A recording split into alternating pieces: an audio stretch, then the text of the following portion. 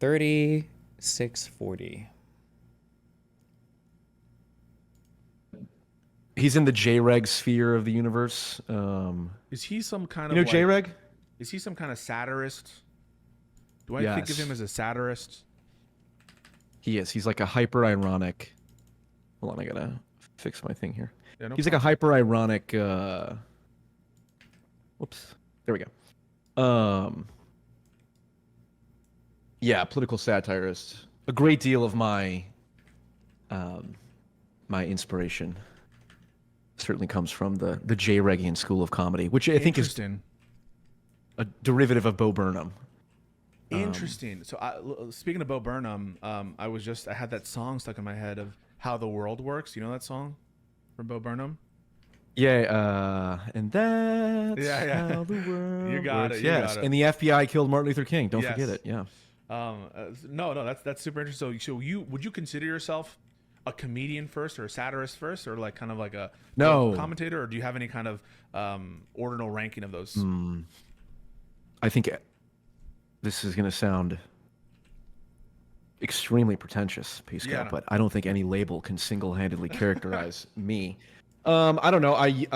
The reason I don't think I'm a comedian first is because that is like a Anthony Jeselnik type character, which even he, like, who's an ultimate comedian first person? The ultimate comedian first person is someone who will say anything for the sake of laughter, right? That's the primary goal. Laughter and humor is the primary goal.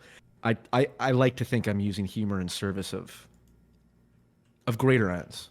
Do you, like, I hear Jon Stewart often, well, he used to say, I'm a comedian, but it really feels like he's doing what you're saying, which is he has a comedic element to him, but he's a polemicist in some ways. Yes, 100%. Yes, Jon Stewart is... Did you see the Dave Smith, Douglas Murray debate? Oh, yeah. Some of it. Not the whole thing, but a lot of it. You saw the first 40 minutes where Douglas Murray was talking about, are you a comedian? Or Yeah, are you I know. I hate that. I thought that was very pretentious of Douglas Murray to kind of gatekeep who's allowed to talk about issues. To me, that I don't view that as relevant, but also... I super disagree. I think gatekeeping is important. Pisco's a lawyer. He knows this, right? Should anybody be allowed to represent a client and practice law? No, you gatekeep it. You take a bar exam. You go to law school. I think that, and I've talked about this, there's a second order thing that should happen, okay? If somebody gatekeeps a thing around credentials, if you are well studied in that area, you should know that there is a gatekeeping around the credentials there, and you should understand that people will expect you to be credentialed, because if you're not credentialed, you should be able to respond to the criticisms of not being credentialed. I think that's very important. So if somebody were to say, hey, are you a historian or whatever the fuck else, and you're like, no, I'm not, but I understand why you think I would need to be, but here are my qualifications for why I think it doesn't matter. You should be able to respond to that. If you have no response to that, I think that says something. I think that says something about you. Yeah. I just think it's kind of sucked. But yeah, do you have any thoughts on that? Well, I think his point about it's Jon Stewart, I think, popularized what I call the Jon Stewart effect. Oh, speaking of, the reason why nobody takes quizzes on fucking stream or whatever, Jesus. The people that posted this, everybody's like, I got a 10 out of 10 on that geopolitics quiz at Destiny. actually got a 10 out. I'm surprised you didn't know what the quadrilateral whatever agreement is, or the Horn of Africa. Bro, I've never heard these terms in my life, okay? Maybe there's some class you took or whatever, but like, if it's not used in common speech or whatever, if we haven't gone over on stream, but no, I haven't heard of a lot of these fucking things. I'm surprised anyone know 9 out of 10 easy. I would expect anyone in 10 out of 10. Like, oh my God. Chill, okay? Calm down. Defense, which is, well, why are you listening to me? I'm just a comedian, right? He has a famous debate on Crossfire with Tucker Carlson. And Tucker Carlson says something like, you're accusing us of being partisan when you just interviewed John Kerry and were like sniffing his throne and sucking his dick and all that. And Jon Stewart's like, the show that precedes mine is Prank Calls from the Muppets and you're CNN. Yeah, no. And and it's funny, but it is dishonest to some degree, because it's like Jon Stewart knows full well the level of influence he has. Yeah. And comedians have. I totally agree incredible with amount of that. And Dave Smith is another example of that. I think it's a good example of that. To give some context for people, the first and only time I think we've actually spoken is a debate that we had about whether or not This was hosted by Lauren De Laguna, or was it hosted by Cherry? I think it was hosted, by Cherry. Hosted by Cherry, where Lauren De Laguna was a participant alongside you. I forget who else. But we were arguing about whether or not it might have been Josiah. I don't remember, but I think it was Josiah. Yeah, whether or not it was. Josiah is so forgettable, so yeah, we can be forgiven for not remembering if he was very on there. forgettable. Yeah, Haters. whether or not he was disqualified under Section 3 of the 14th Amendment. That was the last time we spoke. In that conversation, which seems like a lifetime ago, I remember you taking the mantle of more centristy, and then I saw that you actually advertise yourself a little bit as an enlightened centrist. I guess my only question is, like, what do you think about that chronology? Do you think that's right? And is it tongue in cheek, this enlightened centrist moniker? It's meta ironic. Yeah. So there's three types of there's a J-Regian video, or a video from J-Reg, but this is J-Regian philosophy. There's irony, or there's sincerity, right? Which is just saying, like, hey, I'm a Republican, I'm a Democrat, I'm just telling you what I am, right? That's sincerity. Then there's irony, like, oh, I'm a Republican, yeah, I'm a Republican, like, sure, yeah, I hate poor people, I'm a Republican. That's irony. Then there's post-irony, which is like, no, I'm a Republican, I hate poor people. No, I'm a Republican, like, and I genuinely try to even though I'm saying something that is insincere, but I'm giving the illusion of sincerity. And then there's this horrible realm called meta irony, which is when, and this is what a lot of like Sam Hyde and Andrew Tate and Hassan Piker type people do, including myself. It's not just terrible people that are in that category. It's a category of communication, which is meta irony is there's truth to it, but it's also tongue in cheek. You said Hassan and Andrew Tate. Andrew Tate. These are the greatest people. So And that's me being ironic. Yeah, right. Sorry. There you go. Go ahead. And Jon Stewart also would fall. Bo Burnham too. It's like the Bo Burnham song about welcome to the internet, you know. And the FBI killed Martin Luther King. It's like, well, I don't know if he believes that the FBI did kill Martin Luther King. It's like, seems like he does. I kind of do. But the irony gives these fucks the ability to always claim irony when they get in trouble. I think he's just exploring it. I don't think he uses it as like a shield per se. Like, if he's wrong, I think he admits it, and he has admitted in the past when he feels like, oh, I think I shouldn't have done this or whatever. I don't think that P.F. Young uses it as like a shield. Some people do, but I don't think he does. But meta irony is when you put forward things that have truth to it. Do you ever get the feeling that Pisco has been slowly doing the Brianna Wu thing, throwing charity to the temples? I don't think so. I heard that apparently he was very charitable to the Hassan immigration thing, though, which would be kind of cringe, but I didn't listen to that so much. But even the person who is putting out the meta irony isn't certain what the actual meaning is. So, like, enlightened centrism is actually not.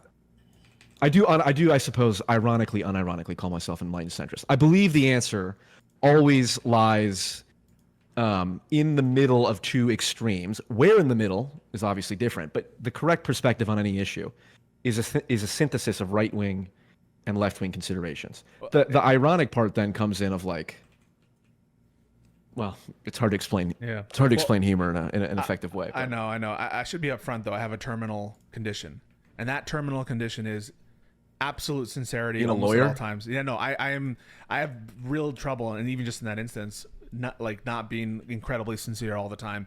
And I think it limits me in some way sometimes, but it also, I think, grounds me out and makes sure that people think that, like, you know, they know when I'm saying something. Usually, I'm being incredibly authentic. So if there's some level of, like, I'm going to treat things that you say seriously With sincerity. With sincerity, yeah. So, and I'm sorry Good. if that ruins your bit. No, it makes it much easier. It makes it much easier to exploit. No, I'm over implying a level of, look, I make some, like, for example, I made a video, one of the video I made is called Jeanette McCurdy is literally a fascist. Jeanette And it's McCurdy because from she said iCarly? something. Pisco changed my mind on the Stein thing after listening to him. Oh, if you want, you can link that, and I can listen to his arguments for it. Jeanette McCurdy from iCarly, because she said that Jordan Peterson's self-help authoring program or whatever, like, was really good for her. And so I made a whole video of, like, holy shit, I was a fan of Jeanette McCurdy, like, for so long, and then I didn't but I didn't realize that she supports a fascist. And the whole video is me like, if you came across it for the first time, you wouldn't be able to tell. Are you Peterson but no, guy? I mean, if you watch my videos, OG pre-Daily Wire, Jordan Peterson. Got it. Yeah. So I take these opportunities with people who are centrists or who think, for example, that there's some, in the middle of the dialectic, there's some truth there, or there's, in the case that we have in the United States, my goal is always, and I'm just gonna be upfront with that, is to push you around a little bit and to get you to admit that we're undergoing and living in an authoritarian regime by a horrible, evil person who wants to become the authoritarian. And so my goal in these conversations I had kind of with a more centristy type lawyer, was that yesterday, as early as yesterday, maybe yesterday or the day before, is to push people around a little bit and be like, hey, do you acknowledge that we're living in what I consider to be reality? And so that's typically like, so when someone describes themselves as a centrist in this environment, typically, I can hear that one of two ways. I can hear that either A, politically, traditionally, you're a centrist in that you are not on the far left or far right of the economic interference with markets kind of deal, or socially, right? Or I hear that as centrist in kind of waffling on Trump. And so I'm just being honest about I'm trying to figure you out. Like, where are you in the sense? Are you in both senses of the word, or some third sense that I'm not picking up on? So first off, I would never in a million years call myself a centrist as such. The only person that the enlightened centrist and the radical centrist hates more than the far left and the far right is the neoliberal moderate status quo. Okay, the Chuck Schumers, the Mitch McConnells, they're the worst. Now, do they keep the lights on? Yes. And is there value there? Of course. And that is in some sense a conservative sensibility to be like, well, our societies are working pretty well, all things considered, so we should not change them too much. It's like, yep, that's a valid point conservatives often make. The progressives correctly point out, though, that, hey, shit's changing all the time. New technology, new social changes and norms. We should probably adapt our systems to reflect the changes in the environment. And so, I mean, it's a philosophical thing where, I mean, it's virtue ethics, right? Between any virtue lies in between two vices, right? You've heard of this? I've not. It's like an Aristotelian quote. I think it's Here's Pisco's comments on Hassan's thing. Have some stories to tell you. Holy moly. They're watching. Oh, the feds are watching. They're always watching. Feds are always like this. Okay, now we know for real. I have a lot of interesting stories to tell you. Man, where do I begin? God damn. Yesterday, I did not actually broadcast for some interesting news. Once again, pre-watch Piker struck again. Remember, I was joking about like what I foresaw would potentially happen as I entered the United States of America, and that thing that I foresaw happening actually ended up happening, and I'm obviously going to talk about it. For those of you who don't know, I was detained by Customs and Border Patrol. I was tactically ascertained and engaged in a kinetic situation where I was kinetically moved into a detention center inside of the O'Hare Airport, which I will tell you all about in a second. Even jokingly, I don't like the words. Like he just the detention center moved. Like he really makes it sound like he was arrested and wasn't just asked like, "Hey, sir, we're gonna ask some questions. Can you come over here and step into this room where other people are in this room?" But whatever. Oh man, didn't pass the ocular pat down. I believe it was before the ocular pat down is the flight manifest that they get ahead of time. They knew who I was and they were ready to receive me. Let's just say, and it wasn't a very like Hassan provided absolutely zero evidence in his story. Like even just from his own testimony, he doesn't provide any evidence that they knew who he was before he landed. There was absolutely no evidence given of literally any of that. But okay. Warm welcome. So what's happening? Wait, why am I going to watch 10 minutes of nothing? I'm a frog. As soon as this is over, I'm gonna listen to oral arguments. So you can watch your shit.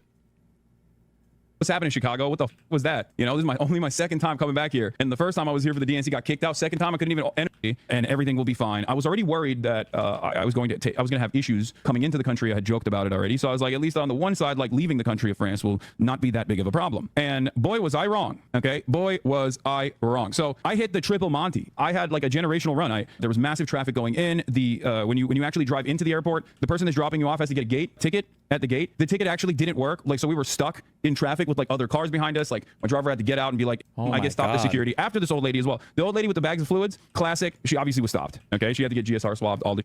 And then, of course, I also got stopped, had to get GSR swabbed, all of this because I have electronics on me. And, you know, I stopped there. Generational 3-hour run in Charles de Gaulle. And then afterwards, I get into the flight and I'm like, all right, finally. The flight was actually fantastic. I slept the entire time. I slept like a goddamn baby, slept the entire time. Didn't even eat on the flight, which is crazy. There's never been a moment where I've, this is like what, an 8-hour to 9-hour flight and I didn't even eat. I slept the entire time on the flight. Finally get into the United States of America. And at which point I'm like, all right, let's do it. I got global entry. This is going to be my first ever global entry entrance. Hopefully this will go smoothly. Okay. First time ever getting into global entry. I got it after my brother yelled at me over and over again, telling me you got to get global entry, whatever, right? I get to the global entry line and they're processing everybody expeditiously. You walk up, boom, immediately they take your photo of your face and you walk in and there's a customs person there, cop there, just basically waves you, okay? And they do that over and over again. It gets to me. Take a photo, boom, walk in instantly. The Customs and Border Patrol agent goes, step aside, sir. I was like, here we go. All right. She goes, step aside, sir. An agent will come and take you to another location. I was like, is that proper protocol? I was like, sometimes it happens. I was like, okay. And I knew at that point, I was like, okay, I'm texting like family. I'm like, this is happening. I'm texting my manager. You know, I was basically I got Lolo on. I was like, listen, you know, I'm going in. All right. I'm freaking going in. Who knows how long this will take? Who knows what will happen? I had already heard like horror stories from people. There was like that one girl on TikTok that had talked about this. And I thought to myself, all right, it's done. It's happening to me as well. It is what it is. You know, M is real high. I'm about to say M is real high multiple times to get these guys off my back. So I'm waiting in the corner. This Latina ICE agent comes up. Wait, what is that? M is real high? Is that like an Israeli thing? M is real high or whatever, or a Yiddish or Hebrew thing? Is it? Okay. He's dog posting. Great. Okay, based. Picks me up, takes me to this detention center. I sit down, fluorescent light bulbs, the whole nine. Okay. They have benches in the back of O'Hare Airport where there's like a detention area. Okay. There's a detention area. I'm sitting there. There's like a bunch of terrified families. Okay. There's an old lady in a wheelchair. There's like a mom and daughter behind me. There's some like random dude in front of me. And the way it works is there's a back door, right? And they take your passport. They go to the back door. You don't know what the hell's going on in there, but they sometimes come out and they just say someone's name with their passport in their hands and they go, you're clear to leave. Basically, when they bring you to the detention area, they, I guess, do some kind of surveillance on your background to figure out if you are going to get harassed even further or if this level of harassment is fine. Okay. And I asked and I looked. Going to get harassing further of this level of harassment. So what he's talking about is just a security screening. Yes. There's a security screening in an airport when you're coming from being back from being overseas. Yes, that is true. Okay. Looked around at all the passports that people had to see if there were other American citizens. And lo and behold, at least in the area that I was at, I was the only American citizen. There was another guy that actually had an American passport as well because I asked the terrified family behind me. So you weren't the only American. I was like, hey guys, if you don't mind me asking, like, do you guys have an American passport? They were like, no. So it turns out it's just they're terrifying the shit out of mostly non-American citizens, okay? But apparently they're also interested in trying to terrify American citizens as well. So they're just like coming in and out. They get this lady in a wheelchair out of there, which I thought was so insane. Old lady in a wheelchair is in the ICE detention area and they come out with their passport and they're like, here, you can leave. Okay. So that's one thing, right? Like I've had secondary searches and stuff done to me before. I've had the, I think it's called the quadruple S. Like they put the SSSS on your boarding pass and you always get checked randomly when you get hit with that. Like that's happened to me a lot in the past. I get GSR swabbed all the time. That stuff is normal. I've experienced that quite a bit. Okay. But this time I didn't even have the quadruple S on my boarding pass. So I was like, all right, it's probably fine. So I wait. Finally, this agent comes out, says Hassan Piker. I'm like, that's me, coming with me. I'm like, oh brother, here we go. They take me to this back room. Okay. And the back room is not great. The back room is designed in the most hostile way I've ever been inside of a room. The vibes are really If they're looking into the background after they asked to come to the side, it sounds like it's not based on his views, in my opinion. Correct. The initial stop, you mean?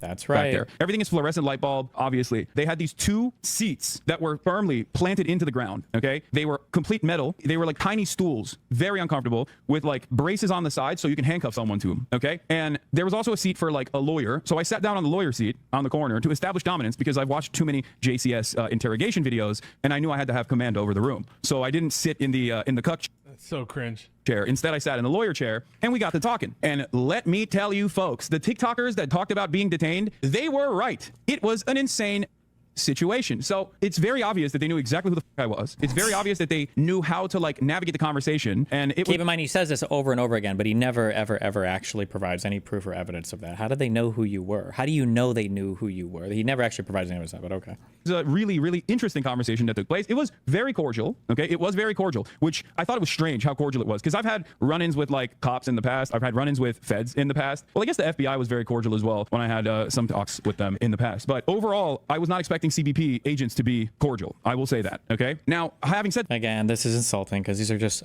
just ordinary fucking Americans. These aren't like crazy like Hitler youth types or the fucking SS shock troopers that are here to fight. Like, it's just ordinary Americans doing their fucking job or whatever. that, the entire process is supposed to be intimidating. So it's like suck my cordial or whatever. Okay. I think they were being cordial because they wanted me to say something that was incriminating and say something that was enough to justify further detention from Yeah, that's all like speculation. that point on. And But I want to know what they actually asked. That's the most important. let me tell you, they certainly did do that. So he knew exactly who the I was, but he was basically like broaching the conversation in a way where it was like free flowing, where in the process of discovery, he was adding on additional talking points. He always made it seem as though he was asking certain things that after discovering in the process of that conversation, he would ask additional questions. So, he's like, oh, what are you doing in Chicago? And I was very revealing. I was like, well, I was in France because I want to take my family out for Mother's Day to France, but I had to come back early from France, even though today is technically Mother's Day, because I have a speaking engagement at University of Chicago. And he was like, oh, what kind of speaking engagement? He's like, I don't know, some like journalism school stuff. And he's like, oh, well, since you mentioned that, he kept saying, oh, well, since you mentioned that, what do you do as a job? And I was like, I'm a Twitch streamer. And he's like, well, since you mentioned that you were a Twitch streamer, what kind of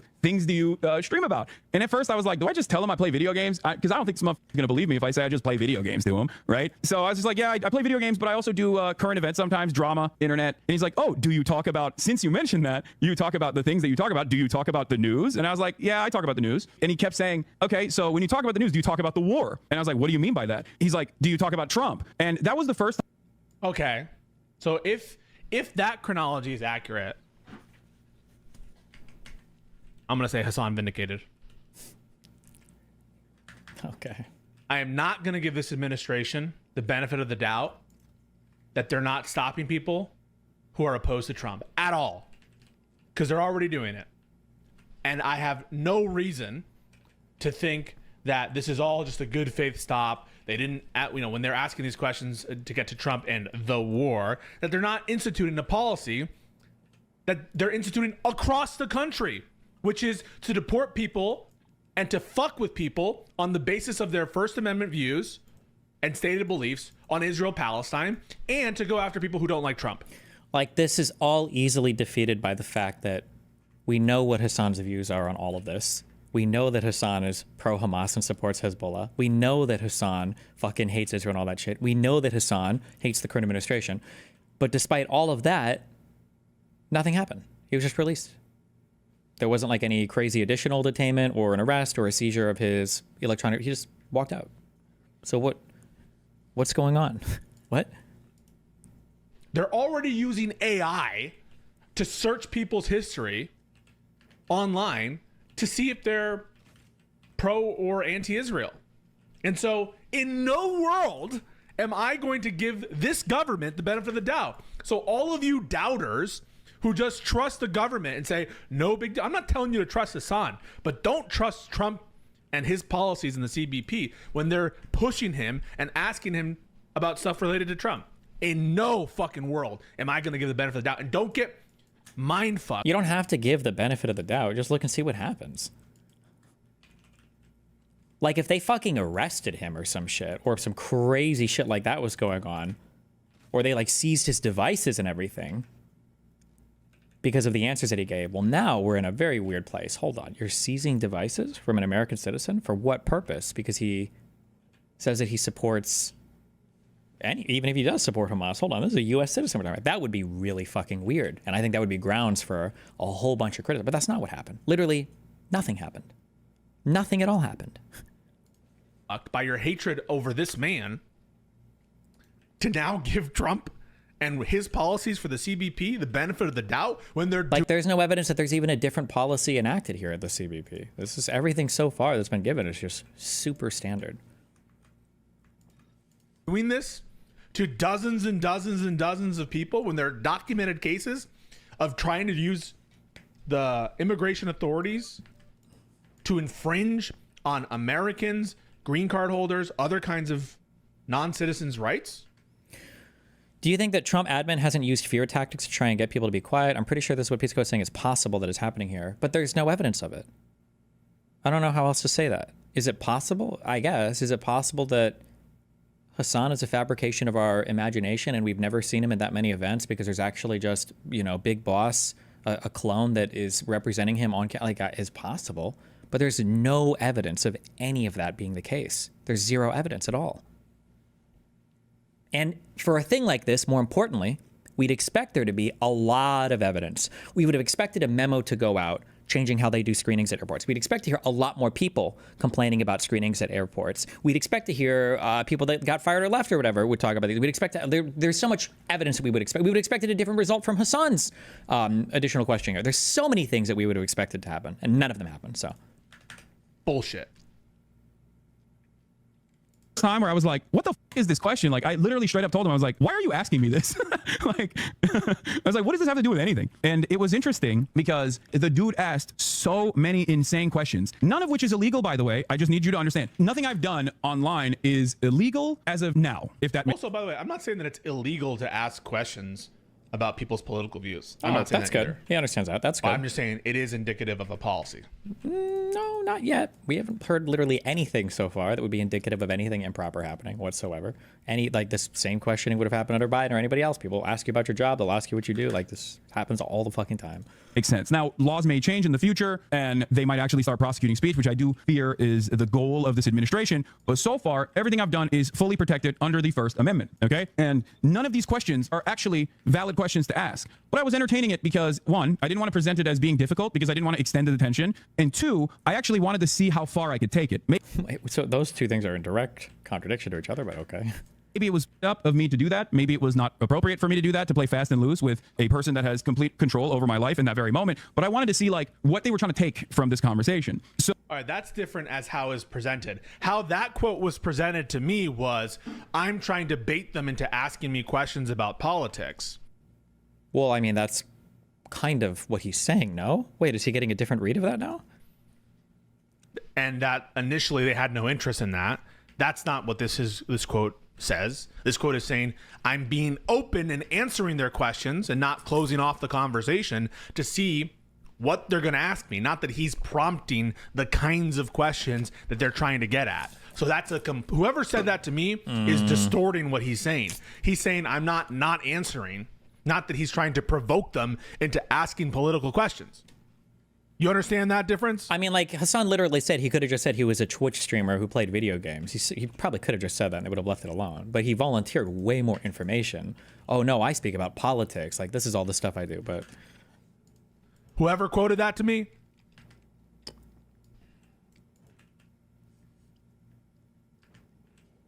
so, you know, he did say something like that. Just keep on. Okay, we'll see. Just that is not that. instead of just pleading the fifth as I'm supposed to do in situations like this, I just kept giving him answers. And there were definitely areas where I was very revealing about my position, knowing full well that they know exactly what they're looking for. I saw no reason to hold back on certain things. So I said, I don't like Trump. And I was like, what are you going to do? It's protected by the First Amendment. Like, why would you say that? You don't need to say that. I mean, if you want to say that, you can. But like, why? It's not like he had to give that away. Like, he's volunteering. He's literally volunteering information. Why? I don't know. Okay. I don't like Trump. Yes, right? Like, I was like, I'm not fond of him. I don't like him. He said he was going to end the wars. He hasn't ended the wars. What the f is up with that, you know? And the guy actually was very sympathetic. The agent was very sympathetic. And I don't know if it was like a JCS style interrogation technique to come across as sympathetic to like invoke some kind of positive feelings out of me in an effort to like get me to reveal something maybe that'll trip me up, or because he just genuinely was sympathetic and he had the vibes of someone who was like, I don't know why I'm doing this, right? But he was like, listen, I'm Iraqi, so I know. And let me tell you, I do think that him being Iraqi played a big role in this. Like, think about how ridiculously stupid this story is so far. So they knew who he was. They grabbed him out of the line just to get him in particular because they knew his political views. But then they threw a sympathetic Iraqi interrogator guy that is like sympathetic to his cause. To like, this is like so fucking retarded, dude. Oh my God. Because if he wasn't, there was a lot of Redditor ass white boys that are at Customs and Border Patrol at O'Hare Airport. I saw them walk by. There was a dude who looked like he was like 25 max, but he was balding. And I knew. Is this racial discrimination? Is that racist?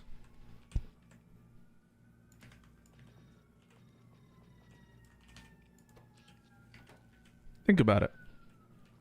Knew immediately if that is my agent, I'm screwed. I'm going to CCOT. This dude is going to literally cook me. So I got a little lucky. All right. I will admit. So basically, I think the reason why they sent the Iraqi CBP agent is because they bracket you into different categories. For me, they wanted to conduct an investigation about my involvement with Hamas and my involvement with the Houthis, or they suspected my involvement with Hezbollah. Straight up. That's literally what this conversation was about. And it's not even a joke. Like, they literally tried to get something out of me that I think they could use to basically detain me permanently, which is insane because there is no... Just to be clear, that's not insane. That's totally fair. If my Border Patrol people were going to do anything, that's what I would want them to be doing. Make sure that people aren't like making contacts with terrorists and then coming back into my country with some like pro-terrorist shit. Not like pro-terrorist like viewpoint, but like actual material support to terrorists. Yes, this is like exactly what I would want my Border Patrol people to be doing and checking for. No shit.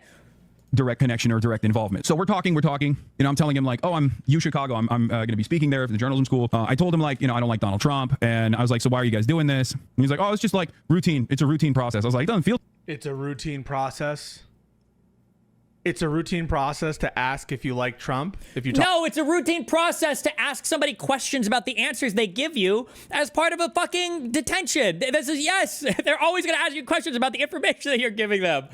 Bruh. talk about Trump. It's a routine process to see if you talk about the war. That's routine.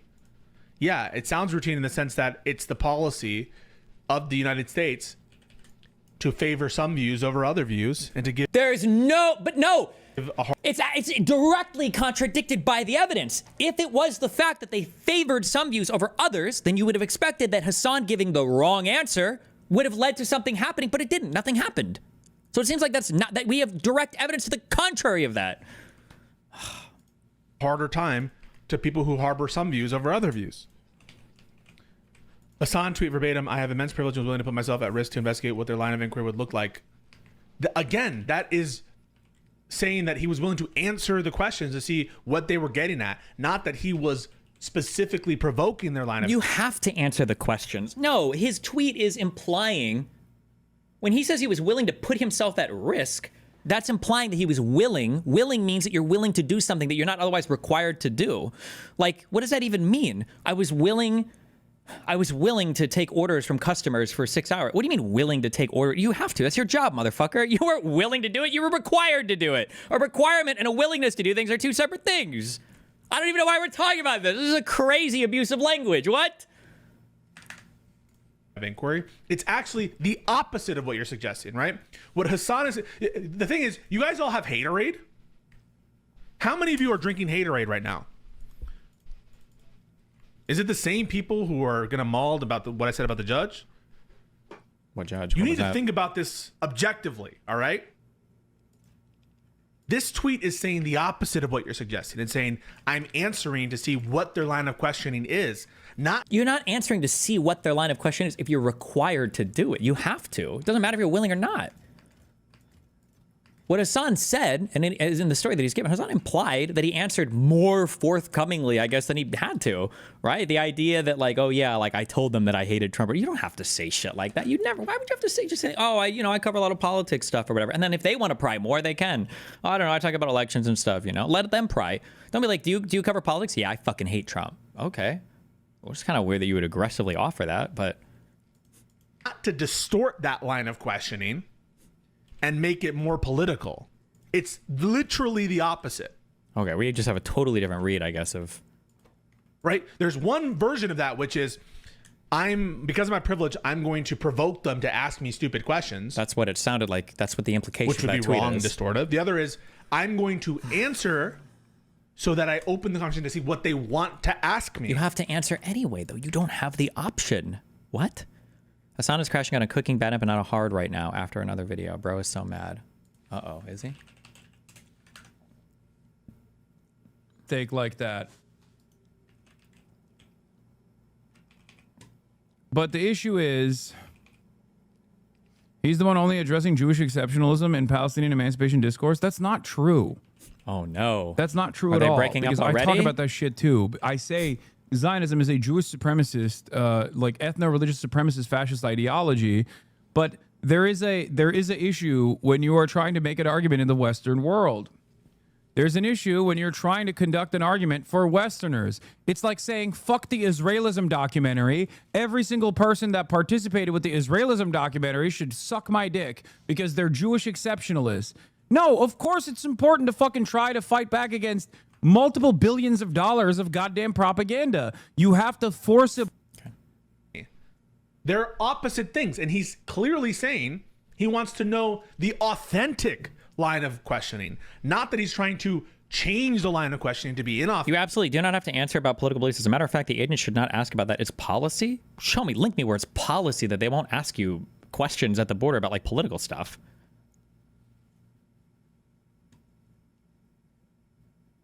Authentic.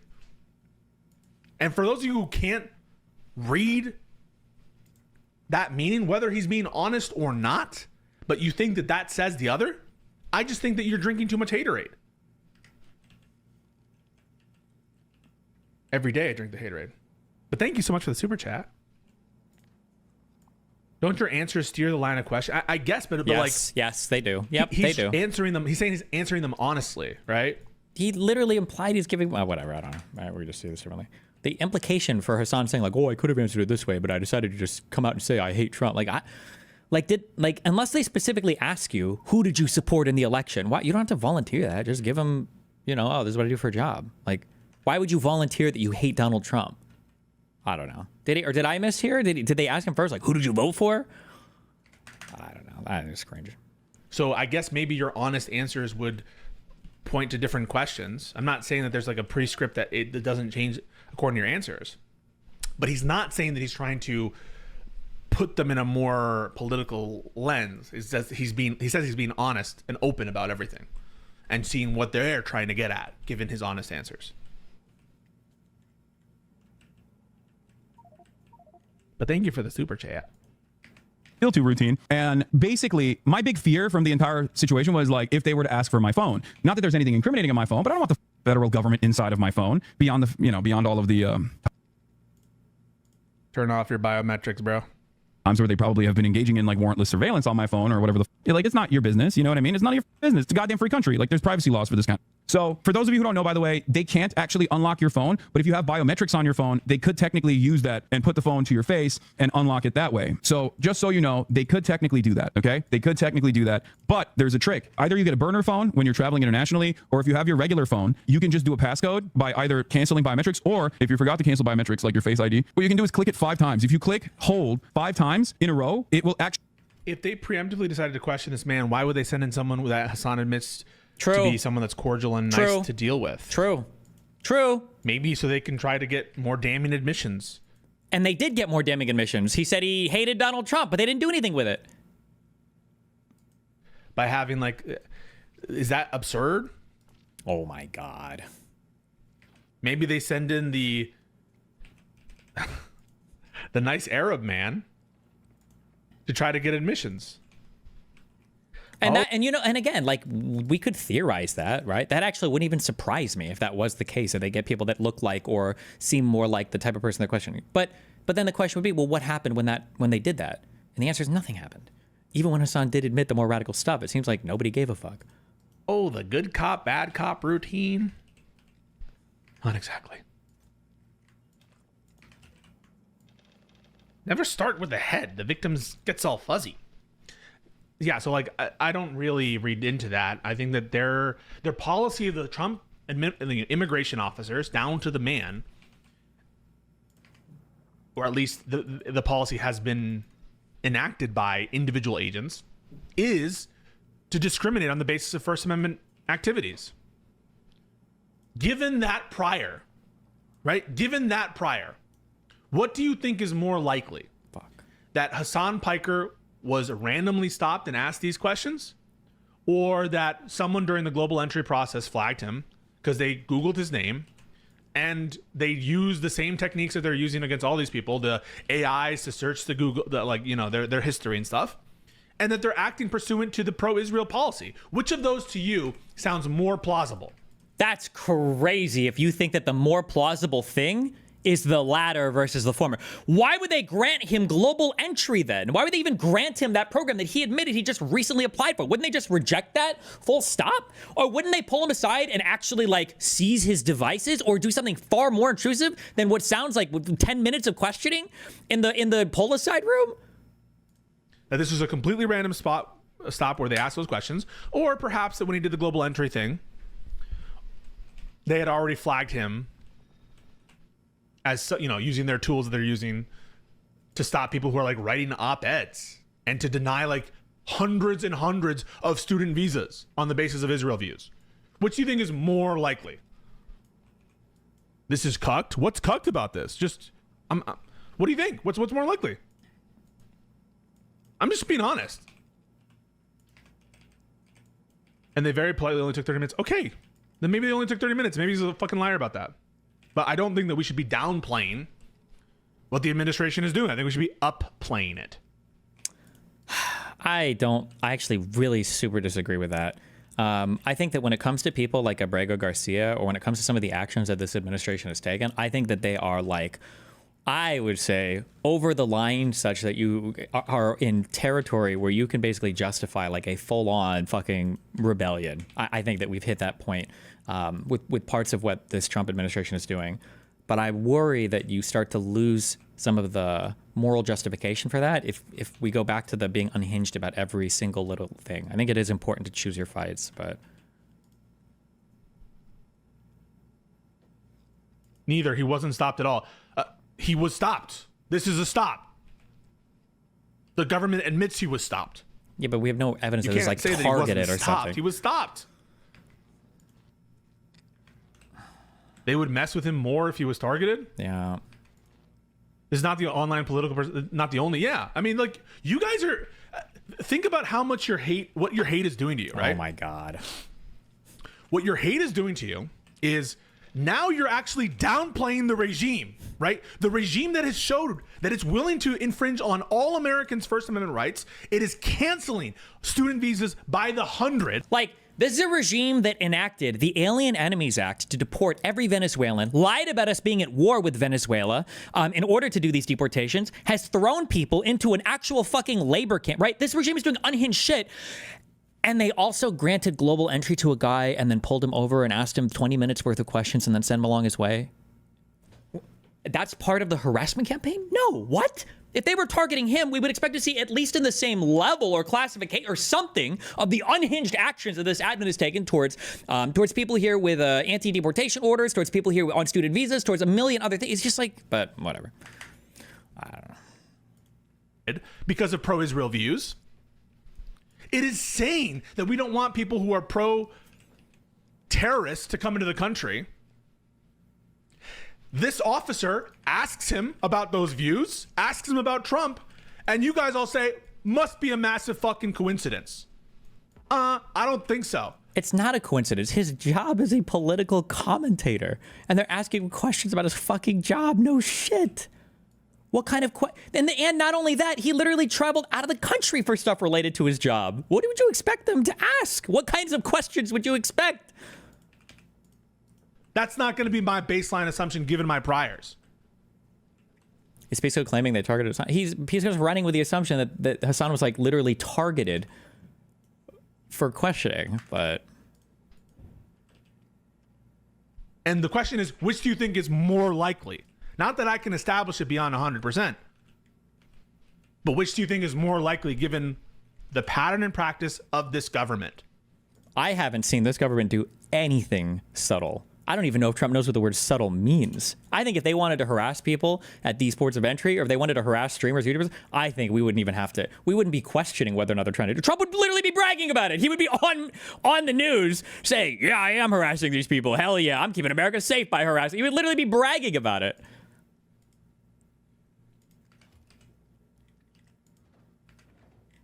But what's BS about this story other than perhaps the amount of time?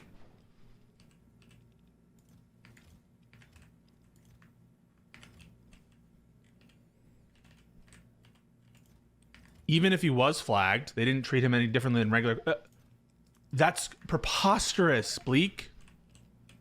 If he was flagged, number one, if he was flagged by itself, it's a problem. On the basis of his first. We don't even know if he was like flagged for a viewpoint thing. Why are we assuming that that's the case? If he was flagged, number one, if he was flagged by itself, it's a problem. On the basis of his First Amendment views, in my opinion. We have no idea if that's the case, though. We don't know that. There's zero evidence presented for that. And we know that this was also his first time traveling back to the country with global entry, which gives us reason to believe it could have been for another thing as well. And if he was flagged for his viewpoint, why would he have even been granted? Why did he pass the global entry interview? Why did they even let him have that then? Yeah. Whether or not it's a First Amendment deprivation or not, I can't tell you that. I think it probably is in terms of the wide-scaling policy.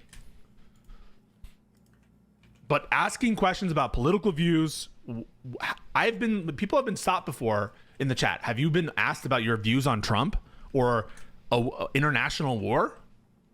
I don't think they do jobs that are involving politics. It was just random screening. It's not Yeah, random. Okay. It's about his job, or I don't know, bros. Who knows? Listen, I'm fair and balanced. The thing is, you guys know that I'm fair, and you have to start getting it into your heads that I'm balanced as well. And I am just going to tell you straight up, some of y'all have haterade. Do we have evidence he had global entry before this? If not, it's possible it's enrollment on arrival. I mean, even if it's enrollment on arrival, right? First of all, he said he was granted global entry. And so maybe he's like mistaken about that, and he was just granted an interview. But having recently gone through Why are you doing this? I don't like how you're rephrasing questions. Asking about Trump and political views and asking about his job as a political commentator are not equivalent. Of course, if you give any information about what you do, they're going to probe and ask you questions about what you do. In this case, it was politics. So they're probably asking him questions related to, especially because you know that Hassani, and he basically said that he volunteered the information up, right? You know that he's yapping hardcore. He basically admits it and he says, oh yeah, I wanted to push the boundaries. Of course.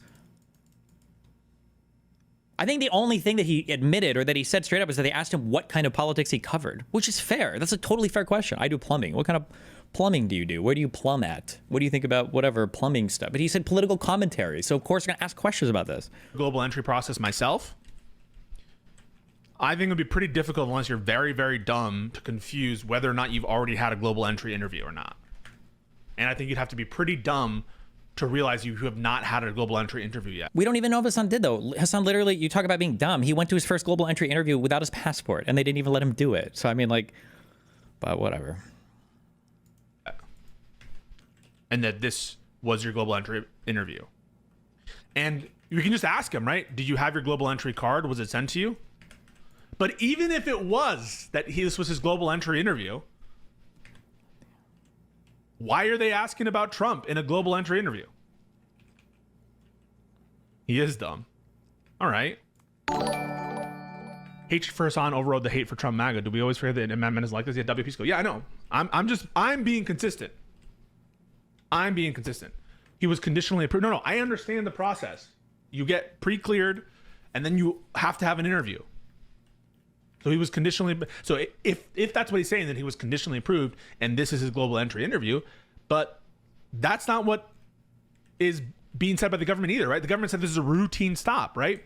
So I doubt the government actually pulled the fucking file on this. I think they saw the story and they just like spurred out and was like, oh, this was routine. I seriously doubt they pulled out or pulled up like the individual fucking account order. Because I think if they did, they probably would have published something on it. It seemed like just a stock response from some fucking loser on Twitter, the head of, was it DHS or whatever? Like, government isn't claiming this is a global entry interview, right? Wait, let's debunk this right now.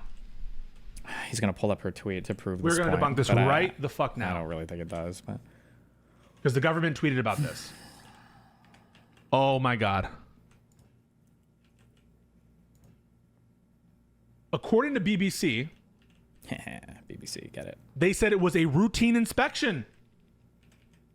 So guess what? A routine inspection is not a global entry interview. Well, I mean, there's really the truthful answer is there's just not enough information. We don't really know, right? I mean, it could be a routine global entry or routine. It could be. I mean, theoretically, depending on how you read it, but we don't really know. Agreed? Who disagrees with that?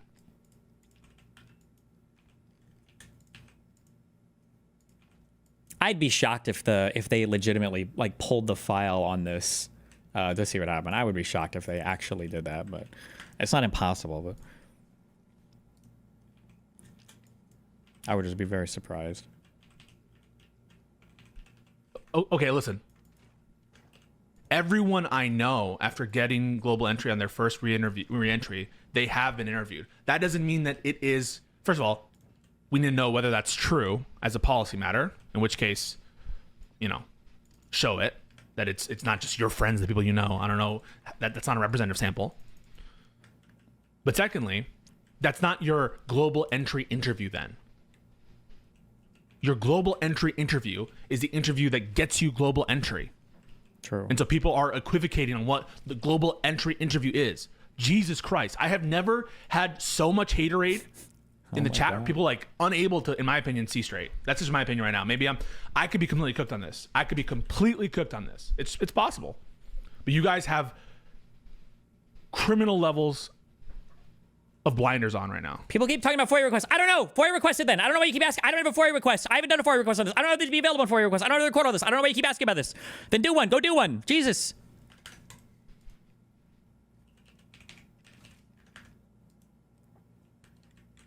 FOIA the transcript. You should. I don't know if there's a transcript. Probably not. But I'm a lawbreaker. Little laws. Isn't the interview required by global entry routine? You have to have an interview. Typically, people have that in the United States before their flight. But the government said it was a routine inspection. I can't believe he's putting so much stock into this. He's making the same error when people are saying that, like, oh, we know that Brego Garcia was an MS-13 gang member. That's what the court ruled. That was a statement at a bond hearing. This is a random fucking tweet in response to a story on social media. There was no evidence or any, but well, okay, I guess.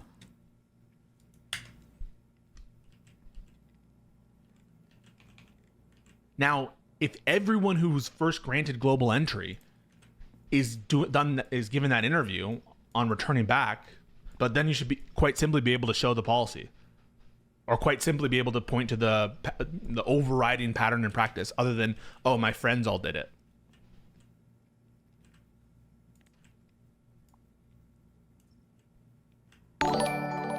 He's known to blab about stuff not relevant to the prompt when he feels on the back foot. Would you grant the chance he blabbed rather than was pressed? I think it's more likely that he was flagged because of his views on Gaza, on Israel, on Trump, because that's what the government is doing with other people of influence, with green card holders, with student visa holders. And so I do think that the more likely outcome is that something about this arrangement, something about this stop, or the questions relate to a flag. I think that is more likely than Hassan bringing it about himself. Hassan literally says, it's just crazy. Hassan is literally saying, like, yeah, I wanted to see how far I could take it. That's just wild to me. Okay. I actually do think it's more likely that this is in accord with the policy we're seeing all over the country. I think that's more likely. That's just me, though.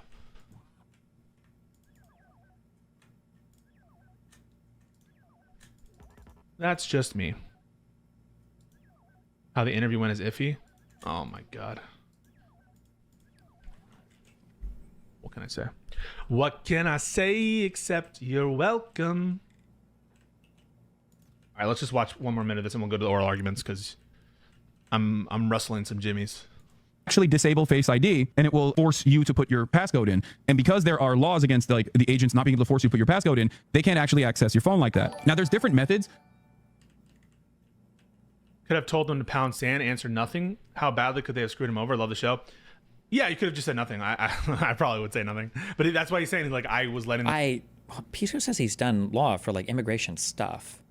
I mean, I gotta look it up. Maybe I am super mistaken, but my understanding is you don't have the option to just say nothing when you're at the border. You have to answer these questions. I don't think you have the privilege of being like, oh, I'm not going to incriminate. Like, you're at the border. I think you have to answer questions related to what you were doing and everything. It's not like I'm not going to self-incriminate. That's what I've always been told. That's my understanding. But I was being honest and answering questions, not to distort what the questions were, but to see what they were genuinely asking. That's what he says. I'm not backing down on Hassan clout farming off the anxiety of the Trump administration. I don't blame people who are jumping on this. Lying about the timeline is very cynical. I think if he's lying about the timeline, it is cynical. I just don't think we should downplay that this happened. I think we should upplay that this is happening, right? Shouldn't we upplay the criminal? Okay, I don't think you guys understand the difference. That's okay. That's okay. That's good. We can learn about our rights here. So somebody linked something from the ACLU website saying,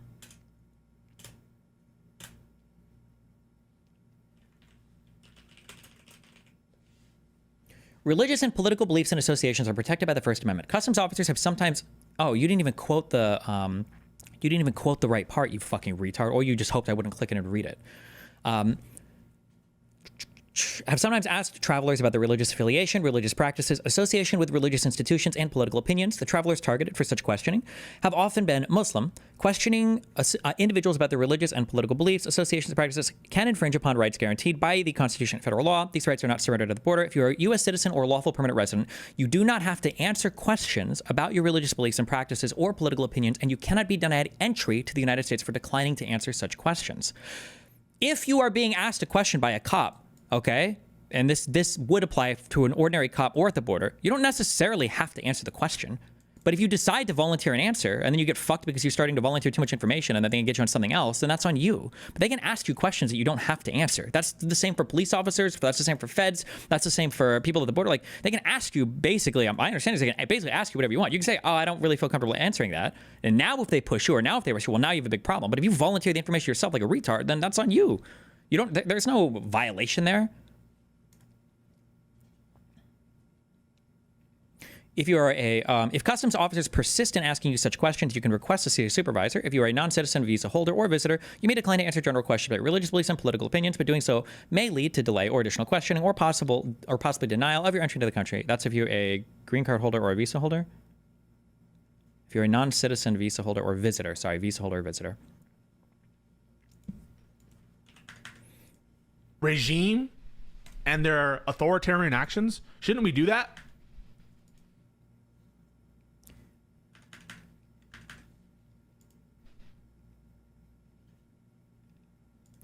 LOL, Destiny actually changing the goalpost. You just said he had to answer. I said you can't just say nothing when you go to the border. You can't just not answer any questions ever. You can't, when they go like, what's your job? You can't go, I'm not going to answer actually. I'm going to sit here and wait for my lawyer. I guess you could, I don't know if you could ask for one.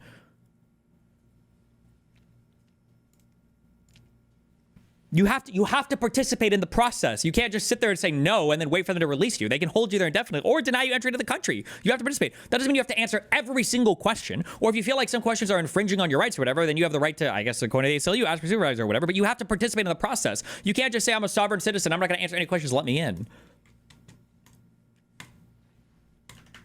God damn, guys.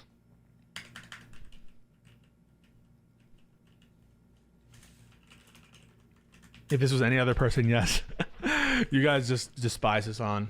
I understand. Like, I get it. I get it. But I'm fair and balanced in the sense that I'm going to look at a situation. I'm going to try to be objective. I'm going to say, given the choice between those two outcomes, do I think that it's more likely that this was a flagged stop or flagged questioning? Yes. I don't think it was Hassan prompted improper questioning on First Amendment stuff. I don't think this was his initial global entry interview. And I think what the Trump administration is doing, because I think it's more likely that they did that, is wrong. And I'm going to upplay what the criminal regime is doing over this doofus. Of how they can access your phone, from what I understand, they can also put it on a computer and just like plug it into a machine, and the machine just basically takes all of the information in your phone. So it is what it is. I don't know if you can actually do that if your phone is on, but all right, now it's just yapping. All right. Is there a single shred of evidence he was targeted? No, nothing. It's all conjecture or guesses, but I should know this. I think it's Aristotle. Basically, like any virtue, like confidence. Confidence is in between insecurity, in which you have no confidence, and arrogance, which is you're overly confident to the point where it's not justified. Then you have restraint or something. It's like, well, you can be indulgent and just eat every piece of chocolate that you come in contact with, or you can starve yourself and be a monk. And I suppose, monks would take that angle, but basically everything, all virtues come down to balance. Okay. And there's left-wing and right-wing considerations. And every person who's not insane believes this, whether they admit it or not. Like, you agree that there are people who are way too far left, right? Yes. And you agree that there are people who are way too far right? Yes. And do you agree that both the far left and far right within the next 10 years could conceivably influence the broader discourse enough such that their political will begins to be realized? Yes. Okay. So it's not just far left bad, far right bad. Hypothetically, the far left exists, and hypothetically, the far right exists. It's no. Especially nowadays, the political landscape is fracturing at a rapid pace. When Trump is dead, the right, I don't even know what the right is going to look like. It's going to be a mishmash of Christian nationalism and I don't know, barstool, like conservative libertarian type shit, and then the left, is going to be split between the class populists and the more race woke side of things.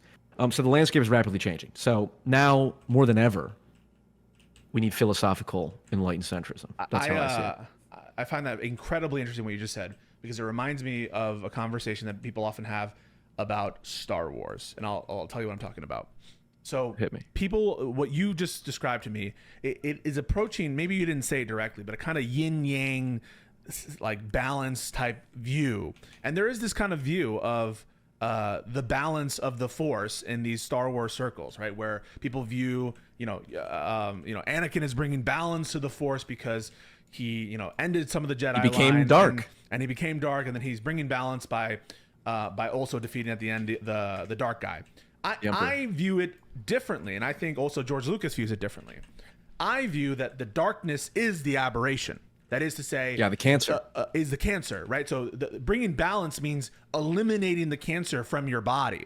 And I don't view it in the right-left sense of the word. I view one drop of it as, eliminate the process of getting America into balance is an elimination process, and it's an elimination of the cancer. And that cancer, I view, is not something that we need to be in balance with, but something that must be excised from our. And I view that as Trumpism and authoritarianism. And so I view it not as. And that's why I also think, by the way, the comparison of Mitch McConnell and put him in the same bucket as Chuck Schumer is an aberration for me, because I view Chuck Schumer as someone who has much, much less, if any, of the, maybe he has some, right? Because he's weak and capitulating sometimes. But I don't view him as having a drop of that cancer, where I see Mitch McConnell as being turned.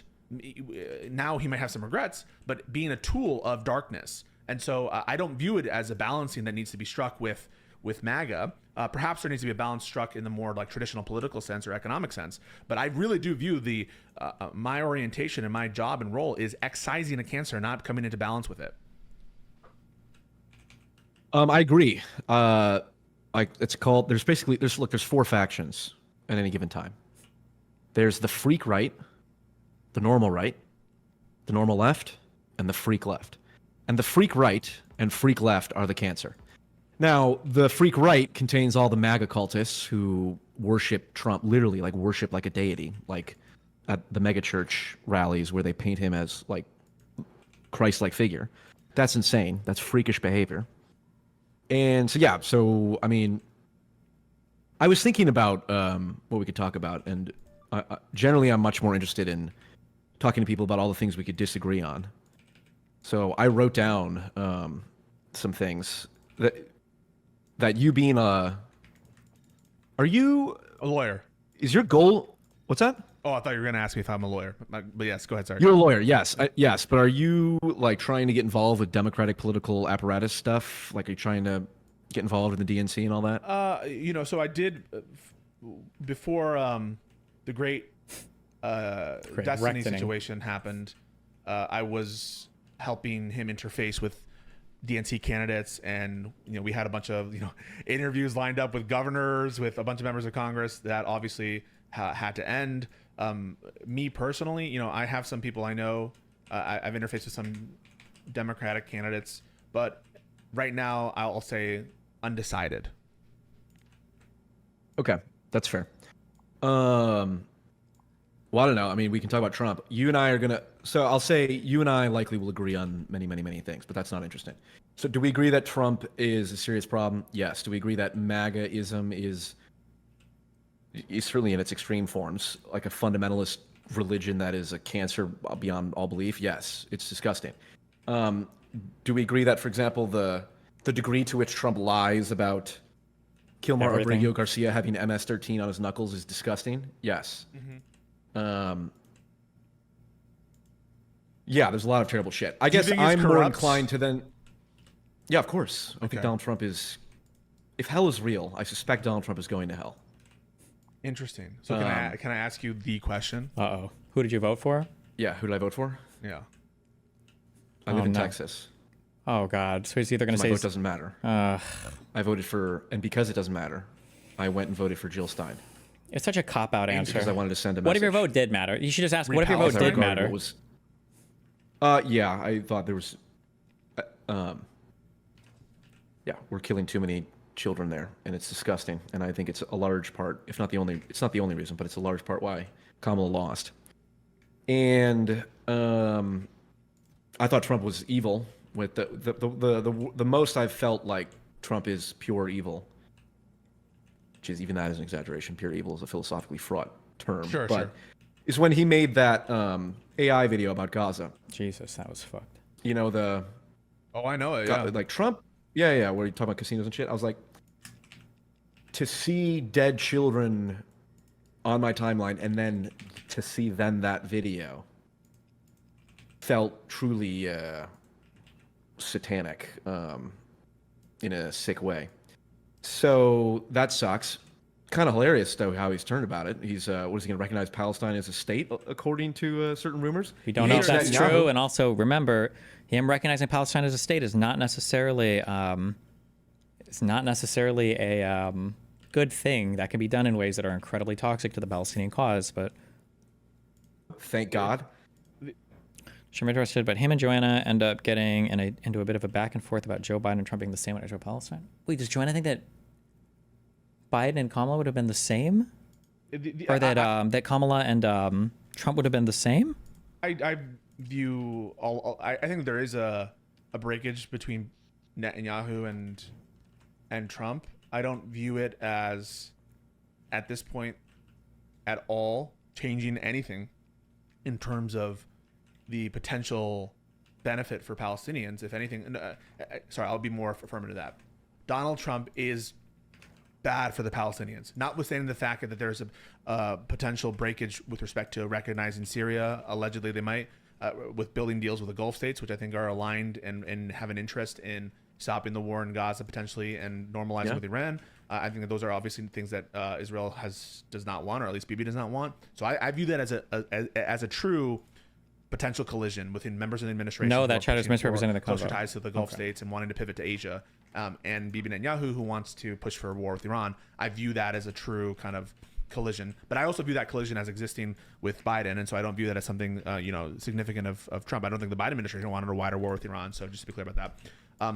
That said, it's Sure, worse it's a for counterfactual. It's worse for Palestinians because he's given Bibi an open hand with the Palestinians, and right now I don't know if you saw the recent news.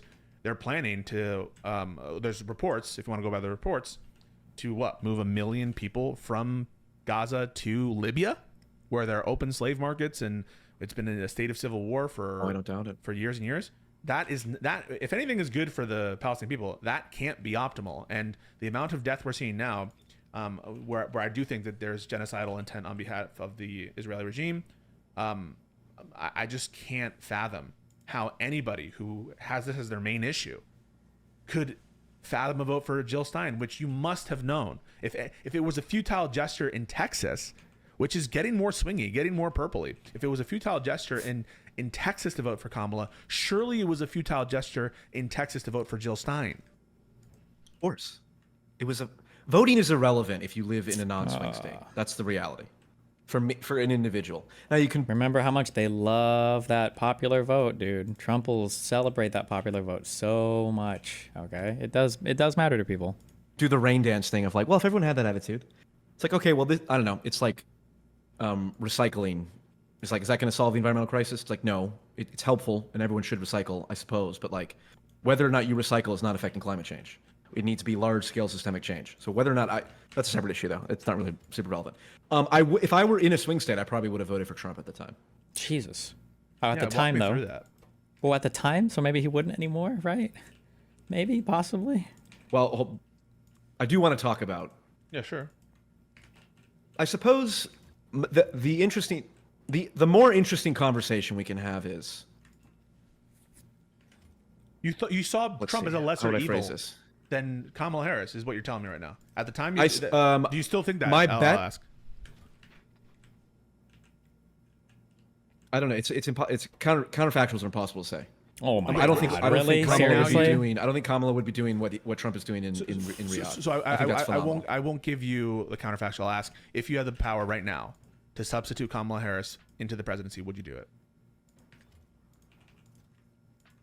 No, because I would be subverting democracy, and I Oh love my democracy far too much. God, But boring. assume that there was some method to do so, and He's I don't know, it was maybe. epically trolling. Epic trolls. unclear. Maybe. Epic. Yeah. Here's what I'll say. I think this is the interesting conversation we can get into, which is, do you acknowledge all of the multitude of valid reasons why people would vote for Donald Trump over Kamala? I take valid to be good reasons, and the Yeah, answer, I reasons think, that are is- entirely understandable. Understandable so- doesn't necessarily mean that well, they're understandable. I view as different than good. I think Yes, that there are quote correct. unquote understandable. Okay, and good. reasons. Fine, good. Yeah, if by good you mean, do I recognize that? No, I don't see there as a good reason to. I don't think there's a good reason to vote for Trump. Is the answer? No. Okay. I was sympathetic to it because of the border crisis that Biden allowed. He allowed essentially what it was amounted to an invasion Jesus of just Christ. allowing people to come over the border endlessly. Really? I think that's a valid conservative talking point. That is correct. Because Trump put a stop to it effective immediately. Border crossings are down and All like- immigration is down too, though. Nobody wants to come to the 0.2% fucking of what they were USA a couple right months now. ago? Yeah. E- So everything It was is entirely down, done bro. through executive order. It didn't need to be done through legislation. And the bipartisan bill that Trump killed was, according to Republicans, and I have yet to hear why they're wrong, was a bad bill because it codified catch and release. And catch and release is the biggest joke of a policy that has ever been put on our border. I mean, I want to address all. Let's dwell here. I think this is really super interesting stuff. So there are a bunch Let's of dwell. premises here. The first is Joe Biden allowed this to happen. And when you say allow, Yeah. you mean he encouraged it, or do you mean he did not do everything in his power to Yeah, stop didn't. it? Yeah, willful negligence type stuff. Yeah. Okay, so I guess let's touch on the Trump numbers now. I think that Trump has been successful in getting those numbers down, but I think that success has been due to illegal conduct, illegal action. For example, stopping all asylum claims from people, which Joe Biden started, but he's expanding that by sending signals using illegal renditions and deportations to a gulag in El Salvador, by denying that's people due disgusting. I think that's process. disgusting. So yeah, if you start treating these people like they have no rights at all, if you start being like a dictator and breaking the law, yeah, you get the numbers down because you build a reputation that you might get sent to see caught. But I don't give him credit for achieving aims illegally, right? It would be like saying, okay, That's fine. That's fine. right? Like imagine that someone were to tell you, I'm less concerned. Yeah, rule I'm of less law concerned is with the important. legality. it's more important, But it is right? not- because if the problem No, is an not illegal, necessarily. no, so let's be clear about this, right? What is your problem with immigration, illegal immigration? It's breaking the law. What's the problem with having people just flood over the border endlessly? Yeah, what's the problem with it? It's illegal. I believe in a nation. Of and the laws? nation has to have Laws? borders. And There- I think laws, that yes. people are not interchangeable economic units. Well, and careful. having people just flood over the border, you eventually dissolve your country. Like, I think it's a bad thing if you live in the United States and you cannot speak any English whatsoever. Okay, so let me just have a Okay. couple questions there. So Went to a lot of different ways. were we a nation before 1870 when the first restrictive immigration law was passed? So all through the founding era and up to Not sure. 1870s, we had open borders policy in the United States. There was no me ask you- immigration service. There was no the only. Well, let me flip this around to you. Are you for open borders? Do you think we should dissolve No. our borders? Nobody is for No. open Why borders. not? It's If such a by dumb open position. borders you mean having just no immigration or customs and border, the answer is no. Yeah. We can play 20 questions if you want. I'm happy to answer your questions. If you want to ask me a bunch of questions I mean, first. Yes, I do. I want to answer. Okay. Why? Well, Why are you will- against open borders? If I answer your questions, will you Yeah. answer my questions? Sure. Okay. Maybe.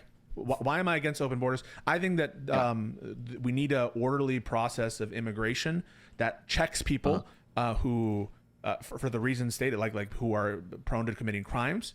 That checks individuals for potentially if they're bringing in viruses into the country. There are people who bring in viruses. We need Iranian proxies. Foreign a robust border patrol to. There's a lot of crime attended to the borders, including human trafficking, including importation of illegal substances, things like that, which having a robust immigration process allows for. So if by open borders you mean a policy that lets anybody walk across and we're not even monitoring the border. I think every sane person should be against that. You could have That's what effectively was happening under Biden. no. It was, so what you're talking about, so any period in time in which, so would you think, for example, when there was a huge immigration wave under like Bush and in the 90s as well, 80s, was that an open borders policy, even though Bill Clinton was passing restrictive immigration laws to make it more difficult? I mean, it was a huge problem, illegal immigration, and millions of people crossed before Biden took over. So it's not because of America. Those were the dreamers, right? No, not all of them are dreamers. Children are dreamers. No, right? not all of them were dreamers. It's a big border, right? And so the fact that you have a lot of people crossing the border illegally isn't an indication that that's the policy that America wants. In fact, America has been clear that they don't want him. In the 90s, IRA was passed, which was one of Bill Clinton's reforms to immigration that said, if you cross the border without inspection and admission, you are ineligible for most kinds of relief. And it's still the case that there are limited forms of relief. If you cross the border illegally, you're not eligible to adjust I'm the your most famous internet contractor. Follow me. Thank you. Your favorite contractor. status. You're really only eligible under like asylum, special immigrant juvenile visas, things like that. So it is, America has consistently under Democratic presidents passed restrictive immigration laws to elaborate that the process, that America has a policy against illegal border crossings. They made it a crime to cross the border illegally. And so you cannot construe that, right? Obama deported more illegal immigrants than any president. True. Tom Homan worked for the Obama administration. So in what sense can you say Democrats are pro-open borders? If all of these things that I'm saying, you're not contesting them, in what sense is that open borders? Why were the border crossings as significant as they were? Why was catch and release not immediately ended? Do you agree that catch and release is an awful policy? What does catch and release It's an mean? inevitable policy. Yeah, we should qualify what that means. It's inevitable. Okay, hold on. Let me. You catch somebody, you don't have a place to put them immediately, and you have a waiting period basically until their case can be heard. What do you do with them? Well, you catch and release until you have the ability to hear the case. Let me describe you my understanding, and let me be clear. Yeah. I know very little, and yet I say things with great confidence. So this is your opportunity to Sure. set me right. Catch and release, my understanding, is person crosses the border illegally. They just go through a hole, coyote smuggles them over, and then they walk immediately towards Border Patrol. And they walk up to Border Patrol and they say, I am claiming asylum. Border Patrol says, okay, we'll process you. That processing is, okay, what's your name? You have any identification if you have it? If you don't, okay. Your name, we have all your data. We're going to give you a cell phone. And I think it's between like $250 and $1,000. I don't know if that was the case every I think single it's a Visa time, gift but- card. It varies. And then they go, okay, while we need to process you for asylum, you have to have an asylum hearing. We'll call you about it, and that asylum hearing can be anywhere from 6 months to 5 years. And in the meantime, you're free to go. When people Is that a more or less accurate conception of? I think that's about. I think it's both too broad and too narrow. So I think it's about. I think it's fair. I think it's about it. But yeah, I don't know, so, maybe I'm pretty wrong. It's very enlightened centrist. Tell me. Yeah. When people refer more. to catch and release, what they're talking about are certain individuals are subject to what's known as mandatory detention under the law. That is, it is purported under the U.S. government or statutes, right? The U.S. statutes that certain people shall be detained. And it doesn't appear to give much discretion. Maybe there are one-offs that the Attorney General can grant of letting people who are subject to mandatory detention to let them free. But in general, when people refer to catch and release, they're saying individuals who should be subject to mandatory detention under the law are being released into the country. And generally the policy of letting people who otherwise should be in immigration detention into the country. And the reason that happens, so when I say it's too broad, you're referring to like benefits that might be given from immigration. Yeah, I don't know about that part. Or like money oftentimes it's by states. Oftentimes states will give benefits. No, I don't care about the cell phone and the dollar and the dollar. That part. stuff That isn't doesn't really what I would. So I would say it's too broad in that sense. And, what I mean to say is like the catch and release problem has to do with the issue of detention and purported mandatory detention and the capacity of the government to actually hold these people. And the fact is, we have like what, 60,000 beds, and we at no point in the United States Can hold all the have people had claiming capacity asylum, yeah. to hold everybody who is subject to mandatory detention under the immigration laws. So when I say it's inevitable, a catch and release is just a function of the fact that Congress does not sufficiently fund immigration beds, detention centers, and the amount of officers that exist so that we wouldn't have catch and release. That's what I mean by it's inevitable. That's why we had the remain in Mexico policy. Why did The Biden let remain in Mexico, I think, stopped like, was it like 40,000 like tops, or it might even been less than that. Remain in Mexico was just not really stopping that many people from coming over. It's not anywhere near as effective as people pretended it was. Policy That's expired. 20, 30,000 immigrants. Yeah. That's not going to change the dial much at all. And in general, the reason why it was, in addition to all the problems of processing people, right? It's hard to process a claim effectively oftentimes if you're in another country, to get their lawyers there to effectively do. There are a lot of costs that aren't internalized in the Remain in Mexico policy. And it's using up a lot of goodwill with Mexico. Right now, we should try to be more, I think, amicable with Mexico. Mexico can put an absolute bar on who is subject to the asylum. It doesn't apply to Mexicans, right? It only applies to non-Mexicans. And it only, at its maximum, 20, 30,000 people. So that it's a very marginal policy. And so none of that, under that theory, we have catch and release right now, right? We have catch and release right now because, so you would agree, right? Under the definition of catch and release that I provided to you, and under really any standard definition of catch and release, we have catch and release right now because the Trump administration is apprehending people and letting them go that otherwise would be subject to mandatory detention. They're not doing it out of the goodness of their hearts. And what are the numbers? Yeah. What is the scale? No. So it's probably millions of people are subject to mandatory detention in this country, but we only have like 60,000 beds. ICE has said that we need billions and billions of dollars more of capacity to even enforce, for example, the Lake and Riley Act, which was passed by this Congress bipartisanly, I should add, shamefully, I should add. So it just is the case that we have had catch and release under every single presidency, including Trump's second term right now. Okay, so then what did Trump do that has brought the border crossings down by 99 illegal point, things. I believe 8%? Illegal things. Okay, like what? Yeah, so I'll give you a bunch of examples. So number one, he has stopped any asylum claim from people who cross the border illegally against U.S. law. That is under U.S. law, if you cross the border illegally, that is a crime for sure. But if you present yourself at the border for asylum, or if you cross the border illegally, you are considered an arriving alien, and arriving aliens are able to claim asylum. And Trump has tried to stop all of that. And so the border crossings are down in one sense because he is illegally stopping enforcement of our asylum and Convention Against Torture laws, and that has disincentivized people to cross the border. Right, I don't know. So I genuinely don't know this. You're saying the asylum laws are laws that have been passed by Congress. Correct. Or it's just like the confluence of laws. It's just an unfortunate side effect of that there are too many people. You can't process all of them. This is just kind of what you have to do. And some are international treaties that America has acceded to. So the Convention Against Torture is a treaty. International treaties. Well, no. The asylum law is a U.S. law passed by U.S. government. So I just want to be clear. But I'm just saying there are international treaty obligations as well. Okay, the treaty obligations I don't care about. You should care about illegal. We're talking about in the context. Hold on. We're narrowing the context.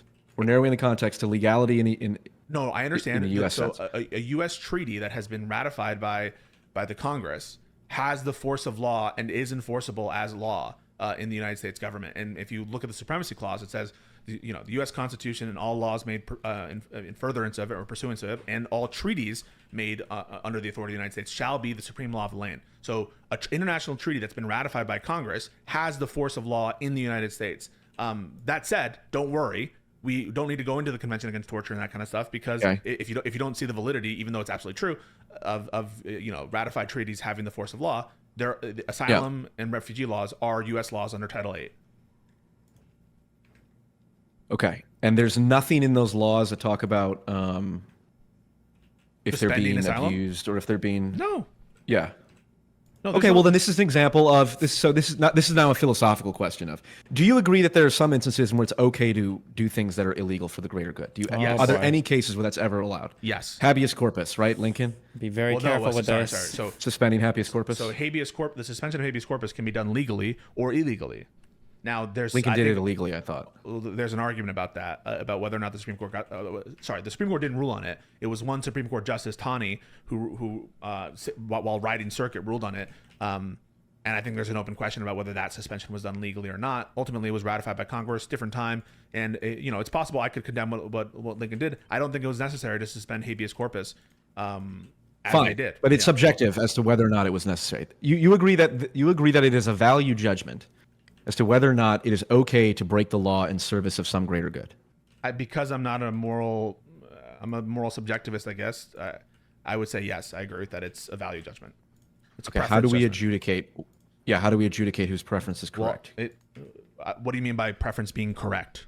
So for example, if I were to tell you, I believe that if Donald Trump was able to address the border crisis, stopping the flow of illegal immigrants, which included people who we don't know who they are, foreign adversaries. Iran loves to have proxies, and we're Israel's biggest supporter, so it makes perfect sense that Iran would have people in the United States now that are ready to attack. China certainly does. If we're going to go to war with Taiwan, it would behoove the Chinese to have people in the United States across to our border very easily.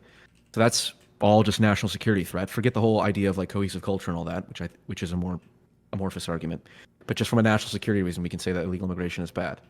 Okay, so in order to protect national security, Donald Trump illegally suspended asylum laws, which were being abused by any reasonable, in my opinion. When you say being abused, there were a lot. Yeah, of, so people were coming in. Yeah, people were coming in who wanted to work and were claiming asylum. Yeah, something like 25 to 30% of claims were valid. The rest were not. And there were definitely people who were abusing the process who did not have genuine asylum claims. Wait, yes, 20, that's true. 25% of claims were valid? Something like 20 to 30 have been granted, yeah. What do you mean? Like during the hearing? Have had asylum hearings where their asylum petition has been granted. It's not on the order of Right. 1-2%. It's like 20+%. Hang on, I'll just look it up right now. Hang on. Yeah. Well, no, I'm trying to understand because so what that means is everyone who came over the border and claimed asylum gets caught, catch and release, like we discussed, or virtually everyone. Then they're in the country, just hanging around, and then they get called for their asylum hearing, right? And you're saying of those, when people come from their asylum hearings, 20% of those, only 20% of those are valid. The validity of these changed significantly once people realized this loophole as well. Like people did start to abuse this a lot more, but it wasn't always the case that so few would qualify or whatever, just as a whatever. So Is that? Am I understanding that correctly? So no. What I'm saying is, I don't know if the numbers that he just the presented denominator if you're it was using that is too low. small. Not everyone who claims asylum is under catch and release because not everyone who claims asylum is subject to mandatory detention. And so some people, like when they were using the CBP-1 app, were presenting themselves at a port of entry, not crossing the border illegal, and presenting themselves for an asylum claim, and then maybe they weren't subject to, mandatory detention. There could be people who came here on an immigration visa who validly applied for asylum. Yep. So the denominator of catch and release, that's just it's a little bit distracting you because I'm not trying to claim anything about subgroups of people who claim asylum. What I'm saying is for people who have claimed asylum, here it's looking like in fiscal year 2023, something approaching 35% of asylum claims were granted by immigration judges as being meritorious. So that to me shows that, yeah, there's a problem of bad faith asylum claims for sure, but we're not talking about, a third or more are granted asylum. Okay. I don't have the time for the rest of this. Listen, I'm going to see a movie and do stuff. Be careful.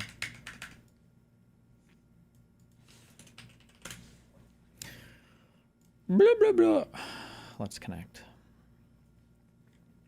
Macaroni, animal, king, male, ruler, scooter, plant, emperor, beaker, bacteria, commerce, syringe, fungus, signature, chin strap, and protractor. Measurement devices?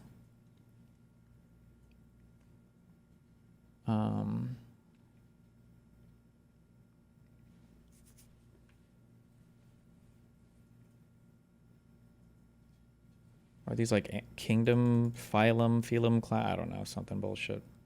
Member of a kingdom in taxonomy. Okay.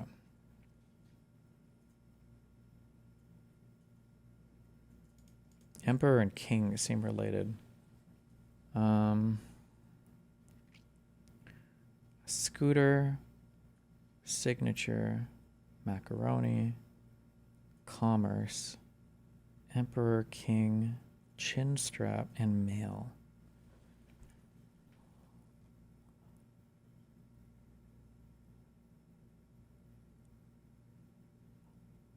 Mail and commerce go together, kind of. Signature, scooter.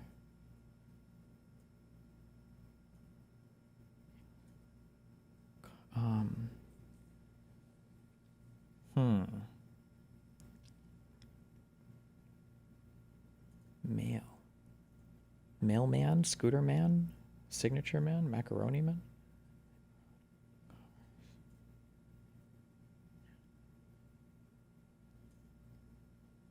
Mail.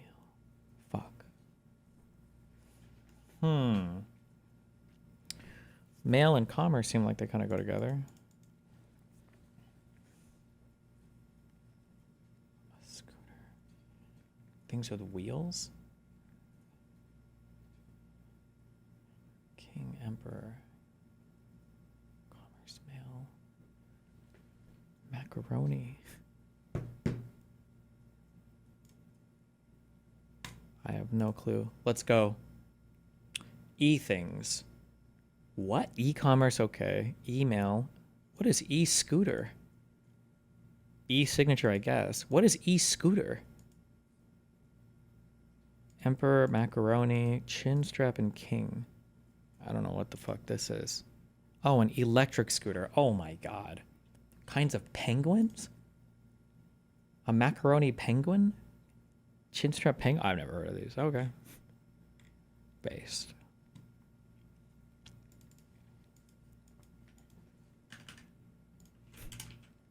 Okay, be careful. Don't die.